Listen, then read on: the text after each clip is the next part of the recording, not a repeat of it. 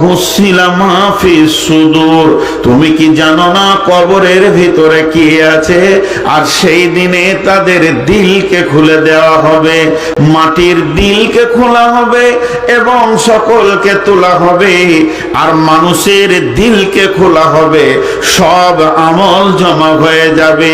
দুটি দিল রয়েছে, একটা মানুষ মাটি ফেটে উঠবে আর একটা মানুষের কাছ থেকে আমল জমা হয়ে যাবে। এই যে মানুষগুলি উঠবে, বিশ্বনবী বলছেন তারা কেমন ভাবে উঠবে? হুফাতান গুরাতান গুরলান। তাদের কি হবে? তাদের খাতনা থাকবে না, শরীরে কাপড় থাকবে না, তাদের পায়ে কোনো প্রোটেকশন থাকবে না, আর তাদের কোন রকম কিছুই থাকবে না, নাঙ্গা অবস্থায় থাকবে। আল্লাহ তাবারাক ওয়া তাআলা বলছেন ওই মানুষগুলি বিভ্রান্ত হয়ে থাকবে তা নয়। আজকে জালসাতে বসে আছে 2000, রোডে ঘুরছে 2000, অবাধ আচরণে লেগে আছে 200-400, যে যেমন মন রয়েছে। কিন্তু আমার রব বলছেন ফাইন্নামা হিয়া জাসরাতুন ওয়াহিদা ফাইদা হুম বিসাহিরা। আমি একটা হুঙ্কার মারবো, একটা আওয়াজ দেব, সারা হাসরবাসীকে এক জায়গায় জমা করে দিব।